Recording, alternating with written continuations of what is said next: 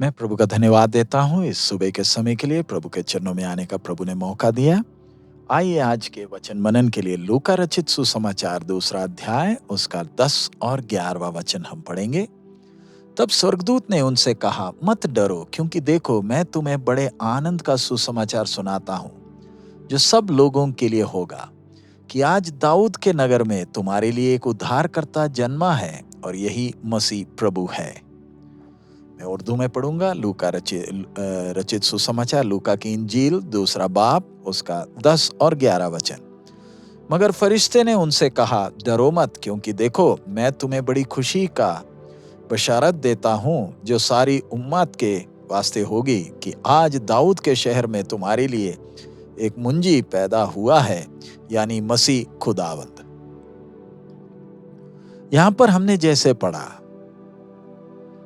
जो खुशखबरी, जो सुसमाचार यरूशलेम के पास के इन चरवाहों को जो स्वर्ग ने दिया, और वो भी एक स्वर्गदूत को भेजकर। ये चरवाहे कितने सौभाग्यशाली हैं। परमेश्वर ने किसी ज्ञानी को या समाज में ऊंचे वर्ग के लोगों को ये पहला खुशखबरी नहीं सुनाया, लेकिन परमेश्वर के अनुग्रह की नजरें इन नम्र गरीब चरवाहों पर पड़ी, जो इस सुसमाचार को सुनते ही विश्वास करेंगे, जो उन्हें स्वर्गदूत के द्वारा दिया गया। इस स्वर्गदूत ने उनसे कहा हुआ उस बात को जरा देखें, मैं तुम्हें बड़े आनंद का समाचार सुनाता हूं। सारी इधर लिखा है, मैं तुम्हें बड़ी खुशी की बशारत देता हूं। ये खुशी की, ये आनंद की समाचार कौन सी समाचार है? जो सब लोगों के लिए है, कि आज दाऊद के नगर में तुम्हारे लिए एक उद्धारकर्ता जन्मा है, और वही मसीह प्रभु है। ये एक आनंद का समाचार है, क्योंकि दिव्य ज्योति इस अंधेरे भरे दुनिया में आ गई। लेकिन ये आनंद का समाचार उन्हीं के लिए आनंद पहुंचाएगा जो सच्चाई में चलना चाहते हैं और सच्चाई को प्यार करते हैं। जो लोग सांसारिक बातों में खुशी चाहते हैं, उनके लिए ये खुशी की समाचार नहीं है। आज कई प्रभु अपने आप को प्रभु के दास या दासी बोलने वालों की दयनीय परिस्थिति को जरा देखें। वो भी एक सुसमाचार प्रचार करते हैं। यीशु का नाम लेते हुए दुनिया को यही बोलते हैं कि आप यीशु के पास आएंगे तो आपको बहुत आशीषें मिलेंगी। ये एक दूसरा सुसमाचार है जो यीशु के नाम में प्रचार किया जा रहा है। दुख की बात, बहुत से लोग उसी को सच मान लेते हैं। जरा इन चरवाहों को देखें। उनसे दाऊद के नगर बेथलेहम में जाने को कहा गया, ताकि वहां पर वो उद्धारकर्ता को देख सकें। और उनसे साफ साफ कहा गया था कि तुम एक बालक को कपड़े में लिपटा हुआ चरनी में पड़ा पाओगे। कपड़े में लिपटा, चरनी में पड़ा हुआ पाओगे। यानी स्वर्ग ने उनके सामने साफ साफ दृश्य बता दिया था कि वहां जाकर संसारिक आशीषों की उम्मीद ना करें।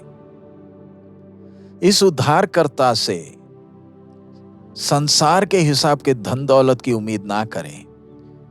वो खुद अपनी महिमा को छोड़कर समाज के सबसे नीचे स्तर में उतर आया है। आइए हम अपने आप को जरा जांच कर देखें कि अगर ये खुशखबरी स्वर्गदूत ने हमें सुनाया होता तो हमारी प्रतिक्रिया क्या होती। क्या हम खुशखबरी को आनंद से स्वीकार करेंगे, या एक ऐसे उद्धारकर्ता का इंतजार करेंगे जो देखने में भी राजा हो, बाहर उसकी शान और शौकत हो।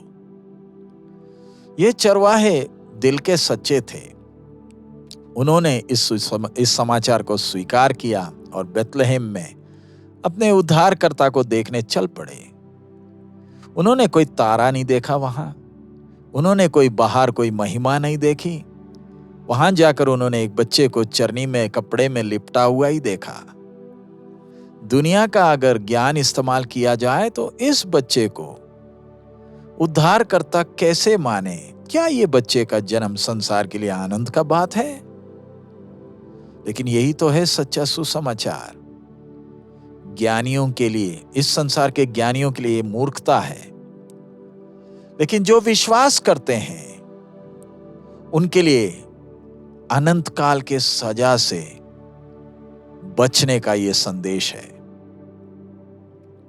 हम 20वें वचन में पढ़ते हैं कि वो गडरिये या चरवाहे वो वहां पर जाकर आनंद के साथ स्तुति करते हुए सबको जो उन्होंने देखा था वो बातें बताते हुए वापस आए। इन चरवाहों को देखे, जब वो उद्धारकर्ता को मिलकर आए तो क्या उन्होंने कोई दान पाया? क्या संसारिक तौर पर उन्होंने कुछ आशीषें पाई? क्या उधर उन्होंने कोई अजीब और अचंभे काम देखे? आज हम देखें जो लोग गवाही देते हैं, अजीब और अचंभे काम के अलावा और कुछ बोलने के लिए कुछ है नहीं। उन चरवाहों ने बाहरी तौर पर तो कुछ देखा नहीं। मेरा विश्वास है परमेश्वर ने उनकी आत्मिक आंखें खोल दी थी कि वो समझ सके वो बड़ी खुशखबरी कि ये बच्चा कैसे संसार का उद्धार का कारण बनेगा। जरा हम अपने आप को जांचें, जब दुनिया क्रिसमस मना रही है, मैं दूसरों को कौन सा सुसमाचार सुनाता हूं? क्या संसार के कुछ आशीषों के बारे में? यीशु के नाम में मैंने जो उद्धार पाया है, क्या उसके बारे में मैं दूसरों को बताता हूं? क्या उन चरवाहों की तरह मैं भी परमेश्वर की स्तुति और महिमा करता हूं इस प्रभु के बड़े दान के लिए? हमें नहीं मालूम ये चरवाहे जब मरे उनकी स्थिति क्या थी, लेकिन स्वर्ग ने उनकी नजरें खोली थी कि वो चरनी में जाकर बच्चे को देख सके।